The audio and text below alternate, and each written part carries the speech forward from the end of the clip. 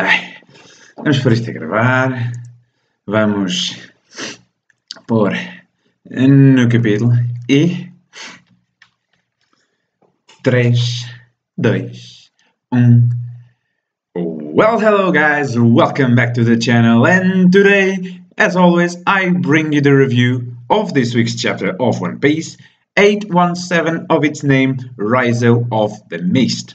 Finally, after a week's break, we have a new chapter, and my friends, what a chapter it was, but we'll get to that in a second. First of all, just look at this jump cover. This is the cover of the magazine, the one with Luffy, the black background.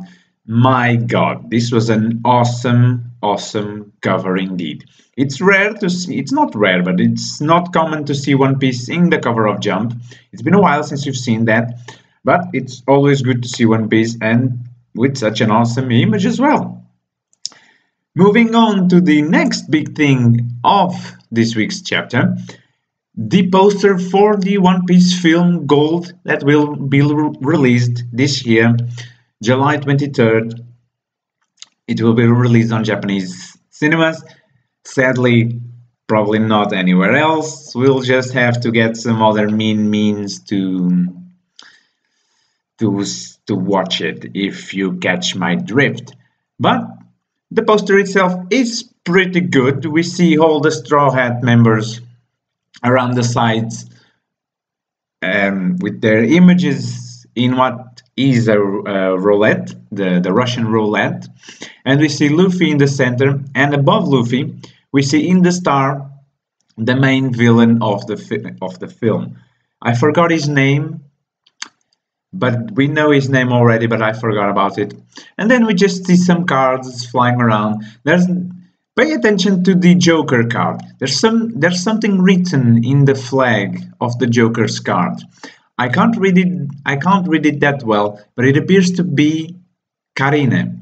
It appears to say that, the flag. If you see the Joker card, there's like something written in the flag. Maybe it's the name of a character. Maybe the character represented by the Joker. I don't know if he has a card team. If he has a card team crew, maybe he does, maybe he doesn't. And then there's the Ace card, but it's covered by the name title, so I just put my hand on the camera and just blocked the image. Sorry about that. It's because I'm following the chapter on the screen, and so I'm just all over the screen. And enough of covers, enough of that. We begin the chapter right away with, it's not a big revelation, it's not a big surprise. It's more like a statement and a confirmation. Jack the Drought appears again. Surprise, surprise, he's not dead. Who would have thought? So yeah, I doubt that anyone actually thought that Jack was dead. There was absolutely no way that Oda would do that. He wouldn't just reveal one of the strongest members of Kaido's crew, worth $1 billion, oh my god, worth $1 billion berries, and then just killed him off screen with no chance of redemption. That's not how it is. So there was no way that he could die. And he's reading the newspaper that says that he actually died. And he says to his crewmates, "Do I look dead to you?" No, sir. I never seen you more alive. And he's all bandaged up. And look how tiny the newspaper is compared to his hands. The newspaper is like the size of his hand almost. And he just rips the newspaper in complete and utter disrespect. And the action cuts back to where it needs to be, which is Zou. And so it begins. Right off the first page, things get surprisingly good. And we get the confirmation that Kinemo is indeed from the apparently Kozuki family. Last chapter, they actually stated it was Kogetsu, not Kozuki. So I don't know if the change was unintentional, if it was a mistake from Oda or from the editors or the translators. It remains to be seen. Until further notice, Kozuki will stay the new name will stay Kozuki, so Kogetsu is no more, so to say. And apparently, Inuarashi and Nekomamushi bear the same crest. So, as Nami says, how far do they bonds run? I mean, Inuarashi and Nekomamushi are pretty old. Let's not forget about that. They were at sea around the same time that Shanks was a rookie. So that's pretty far back. It's at least, I want to say 20 years? 20 years or so, around that. So could they have become subordinates of the Kozuki family then, or as implied by this chapter later on, it's a tie that runs as far as I believe the creation of Zou as a country in and on itself. That's a theory for later. I'll go on a further detail on that later on the chapter, but for now, let's just continue. We see the Straw Hats actually debating on this whole situation, how they are glad that they are actually friends. They thought they were going to have a brawl against them. And then we have Kinemon just talking to Inuarashi and Nekomamushi, saying he's glad to see them, he's surprised that they're alive, and they separately begin to talk with him. And that triggers yet another fight among them, another discussion, how they are trying to fight amongst themselves to see who gets to talk with Kinemon, and each saying that the other will just bore him to death. And then, second surprise of the chapter, Momonosuke steps in and orders them to stop. And as he says, they were such fast friends. He's asking why are they fighting, and if the reason of the quarrel is his father. If he saw you two behaving in such a manner, father would be deeply saddened. And I was like, wait a second, wait a gosh dang it second. Your father is right next to you. Apparently it isn't so. As many fans predicted, as many fans theorized, as myself believed a little bit, I was still debating whether I should believe it or not. Momonosuke isn't Kinemon's son.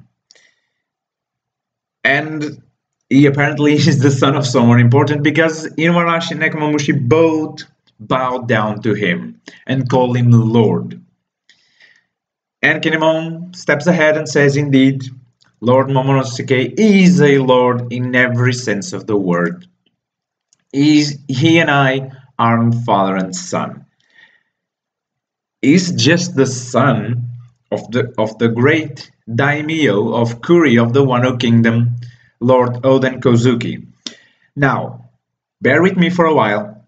I am not entirely sure of the whole hierarchic system of the Chinese, I guess. I'm sorry if I'm making a mistake, but I think that sorry, oh my god, of the Chinese, of the Japanese. I am so sorry for the mistake, but in my understanding, great daimyo is the top of the chain. It's the leader of a certain place, and apparently Momonosuke's father is the lord of a province of Wano. So once again, I'm not sure, but maybe he's one of the many lords of Wano, and then we have the Shogun of Wano, which is the great leader of Wano. Again, I'm not sure if the hierarchic system goes like this, and I don't know. I'm sorry for calling it the Chinese hierarchic system, but what matters is Momonosuke is not the son of Kinemon. He's actually the son of someone very important, it seems.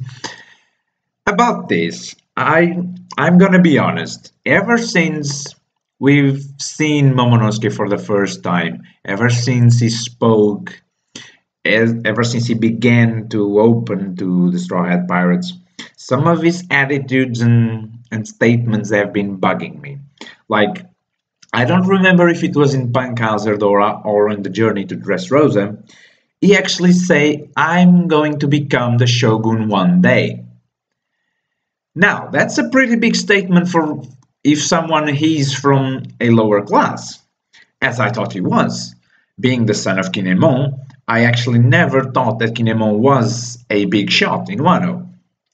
So, how can the son of a lowly samurai, not lowly in terms of power or anything, but rank, how can the son of a lowly samurai ever aspire to be a shogun, which is the highest entity in the samurai country? And at the time, I kind of left it at that. But then he started to seem too spoiled. He felt just like, and he is, as a matter of fact, a spoiled child. So, and when he was being kept at the Sunny with Nami, Chopper, and Brook, all that play they were having, like he was the master and everything. I mean, that's okay. A kid can dream to be king sometimes. But there was something about him. He was far too spoiled to be the son of Kinemon, who appears to be a humble person, a person who knows when to bow his head and rely on others. Momonosuke just, I'm not saying he's mean or anything, but it just seemed too spoiled to be Kinemon's son. I wasn't seeing Kinemon teaching him that way. And now we finally have the confirmation. Many theories pointed at this direction. Some even pointed to the fact that Kinemon would be the Shogun of Wano. And all the Meeks recognize him as the Lord indeed. And as Kinemon says, him, Kanjuro, Inuarashi, and Nekomamushi, and the entire Zou bow to Momonosuke. For them all, Momonosuke is their lord and master. And then I was like, okay, this is really starting to get weird here. But we'll go there. And as obvious, if such information was ever discovered, they would have the whole world after them. And that's why Don Flamingo had such an interest in Momonosuke back then. It all makes sense now. That's why he was one of the 3 cards for Don Flamingo. It all makes sense. And Luffy, as always, doesn't care. He could be the king of the world. Luffy would still not change his attitude towards him. And it's funny. He's like picking his nose. And he's like, whatever. I don't care who you are. And he's like, I don't like your tone. And they start fighting. And the big son of a gun goes straight to heaven. Yeah, he's a naughty kid. He goes to hug Nami like that. You son of a gun. But anyway, Nami actually takes hold of this situation and is like, oh, if your father is a lord, then your castle must be full of treasure. And I was like, good, Nami, good. Always take advantage of the situation there. But now it's time for a truce. This, I gotta say, it was a little rushed. I was expecting a little bit more bickery between them in the nearby future. I mean, we're still gonna get that because it's a truce, but it's not a definitive truce. They are still not seeing eye to eye on things, as Nekomamushi says, for the sake of our Lord, but that doesn't change how I really feel. So this once again states that the bickery between them is something far more deep than we actually think it is. Some people just think it's because they're a cat and a dog. Others think that it's something that happened while they were pirates at sea. I want to say it's kind of a mix of both. Yes, their animal nature might help to that, but I believe there must have happened something in their past that actually made them like that. They were friends at a point. Momonosuke met them at that point, so which means that this bicker is actually recent because Momonosuke is not that old. I believe I don't know if his age has been stated already by Oda himself, but if I had to take a guess, I would say that Momonosuke is about, let us say, 10 years old. 10 years old seems a good enough age for him. Now, for him to remember Nekomamushi and Inuarashi being friends, he had to be at least, I want to say, 5 to 6 years old. Let's make it 5 for math's sake. Let's say 5. So which means that 5 years ago, no, but that doesn't make sense. Well, it does. We don't know for how long they've been at sea. It doesn't. So the point is their bickery started some point 5 to 4 years ago. If my math's correct, which is probably not. It's just a theory of mine. So they were friends until that point, and 5 or 4 years ago, something happened, probably after they left Zou. Maybe, as Momonosuke said, if it's his father's fault. What if there was a decision that they didn't agree on? Maybe Momonosuke's father said, sorry, could you please return to Zou? Don't wander the sea any longer. You need to be at Zou to protect it. And maybe Nekomamushi wanted to continue at the sea, but Inuarashi didn't. But Oden managed to, no, you both need to go to Zou. And even though he was not content with that, following his master's orders, Nekomamushi followed along. And then they started their bickering. It's a bit of a pulled out theory, pulled out the head of the head, but we never know. We never know. This chapter was full of surprises, so anything can happen. And so the two leaders hold hands and call it a truce for the well-being of their lord and master, and also celebrates the reunion of the master of the day and the master of the night. So finally, Zou can be together again. Yay! Now, next point. Actually, the final stretch of the chapter. It's time to climb the whale. It's cool because I didn't realize the whale would be climbable. I was actually hoping to see what is inside the whale, inside of it, but I never thought they would have to climb it and then go all the way down again. I guess there would just be a tiny door somewhere at the belly of the whale and they would just boop, get in there. I wasn't expecting them to climb. And they go. Chopper on top of Nekomamushi's head, Luffy on its tail, Brook behind, singing, Usopp just like doing ninja style things, Momonosuke riding on Kinemon's back because he's afraid of heights, Robin behind, Inuarashi, Zoro I guess, and then Frankie and the rest of the Straw Hats. And now it's something interesting in here. I didn't realize this the first time I've read it, but then I heard another One Piece vlogger talk about this, and it got me thinking as well. Momonosuke states, the closer we get to the whale, the more I can hear this loud voice. Now, at first I thought, well, maybe Raizou is screaming, and as the whale is hollow, Raizou's voice just resonates throughout the whale and echoes around, and that's how Momonosuke can hear it, and the higher they go, the louder the voice feels. That's how I pictured it. But then Kinemon says, He really is like His Highness. And I was like, wait a second. I mean, His Highness is not there. How? Even Law is like dot dot dot is like thinking on about something. He might have felt something.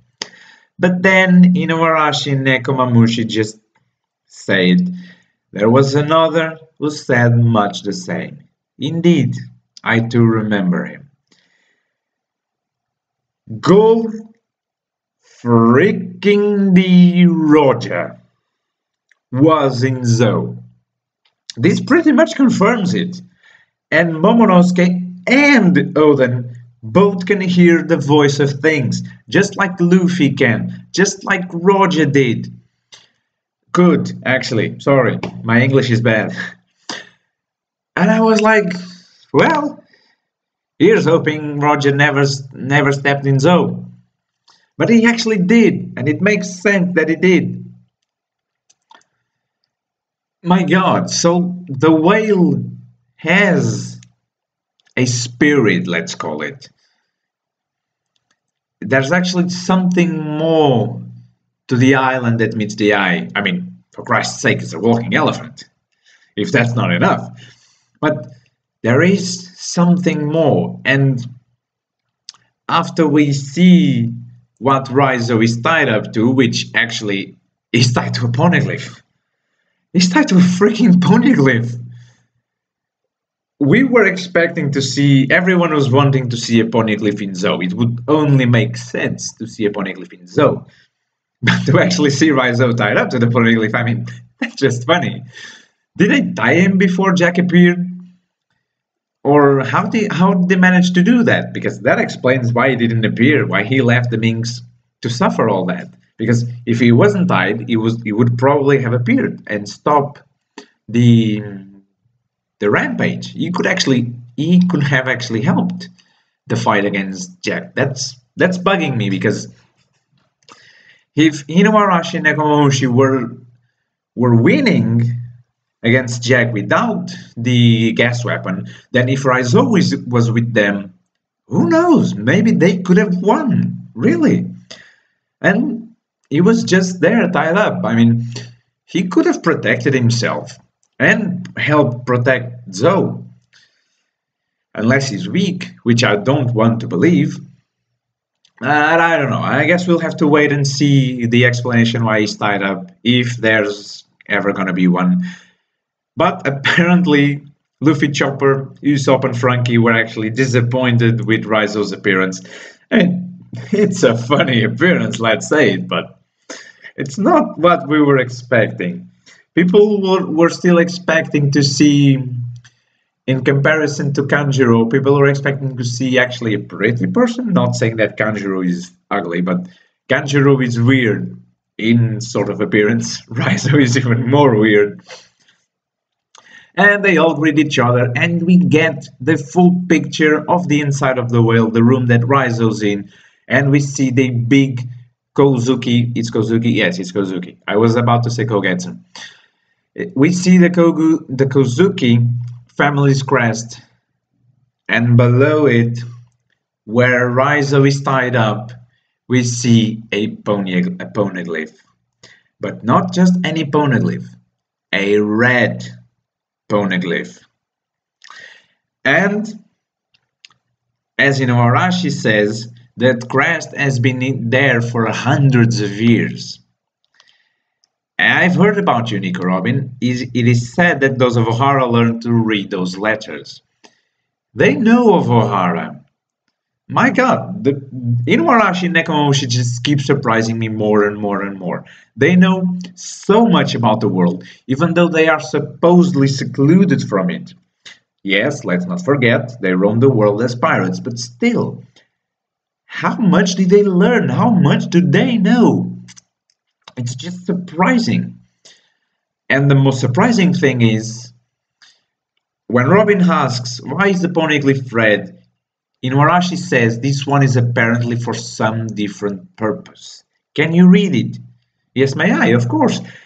So, As far as poneglyphs go, we don't know much about them, but what we know about them is there are some poneglyphs that, when tied in together, form the ultimate story of the Void Century, and that is called the Rio poneglyph.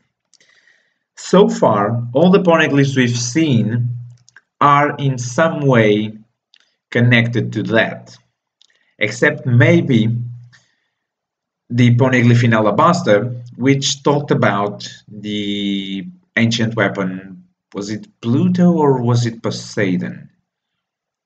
I think it was Pluto, or was it Poseidon? It was one of them. I don't remember. And then we had the one in Fishman Island, which was actually an apology from the one called Joy Boy. So I guess that those two are the exception to this rule. Apart from that, we don't really know much about what the poneglyph said. The one in Alabaster, Robin never actually reveals what's in it. I guess the poneglyph just says that there's another poneglyph in Fishman Island and that Poseidon is there, or Pluto. I don't know. Pluto is not. Pluto is the sunny now. So, and Poseidon is Shirahoshi. So I guess it was Poseidon that was in the poneglyph. The one she finds in Skypia, I don't remember her saying what it was that it was written there. As for the Fishman Island, we know, which was the letter of apology from Joy Boy. She found one before the actual story.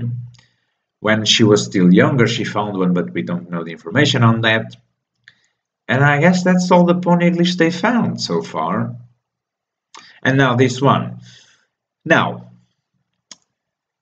for being in the room that it is, below the Kozuki family's crest, my guess is red poneglyphs are actually local stories. And this one in particular is the story of the relation between the Kozuki family and the Minks. Maybe it even tells the story of the actual creation of Zou and Zunisha the elephant, because, I mean, a giant elephant who walks in the sea, it's not naturally. It's not natural. No matter how much you try to squeeze it in, it's not natural. I'm still saying that there's something more to this elephant than just that. So maybe this poneglyph tells that tale, and maybe that information ties in with the Void Century.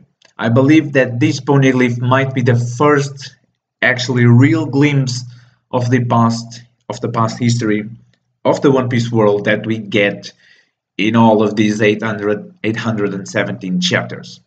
And when I say a real glimpse, I say a glimpse with flashbacks and everything.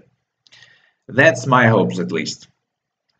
And the poneglyph business is just cut short because the others are just going bananas with Raizou, asking him to fling shurikens, to show them ninja arts, and even as to why pirates want to see ninja stuff. It doesn't have nothing to be with pirates.